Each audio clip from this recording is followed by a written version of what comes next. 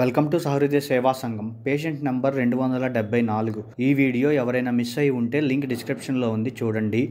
ఆ వీడియోలో కాలు కుళ్ళిపోయి పురుగులు ఈగలతో ఉన్న వృద్ధుని ఆశ్రమంలో చేర్పించాము. అదే రోజు అనగా ఈ వృద్ధుని రవీంద్రబాబు గారు రోడ్డు మీద గమనించిన రోజు జూన్ 22, 2025న ఈ వృద్ధునికి త్రాగడానికి నీరు తీసుకురావడానికై వెళ్తున్న క్రమంలో ఆ దగ్గరలో మరో వ్యక్తి రాళ్ల మధ్య పడి ఉండడాన్ని గమనించారు. అతని గురించి ఆరా తీయగా అతను కూడా ఎన్నో రోజుల నుండి ఇదే ప్రాంతంలో పడి ఉన్నాడని, ఎవరూ పట్టించుకోలేదని, కొందరు మానవత్వంతో తినడానికి ఏమైనా ఇచ్చినా తినలేకపోతున్నాడని అక్కడి వారు తెలిపారు. వెంటనే మేము ఈ కాలు విరిగిన వృద్ధుని మరియు ఈ రాళ్లలో పడిపోయిన వృద్ధుని గురించి పొన్నూరులోని బ్రదర్ జాక్ గారికి సమాచారం అందించడంతో వారు చలించిపోయి సహృదయంతో వెంటనే స్పందించి ఆశ్రమంలో చేర్చుకోవడానికి అంగీకరించడంతో పోలీస్ వారి పర్మిషన్ తీసుకొని ఆశ్రమానికి తరలించాము. జూన్ 22 సాయంత్రము ఏ ఒక్కరూ కూడా ఆటోలో ఎక్కించుకోవడానికి సహకరించకపోవడంతో ఆ మరుసటి రోజు ఉదయాన్నే మా టీం మెంబర్ రవి గారి ఆటోలోనే డేవిడ్ జయరాజ్ గారి సహాయంతో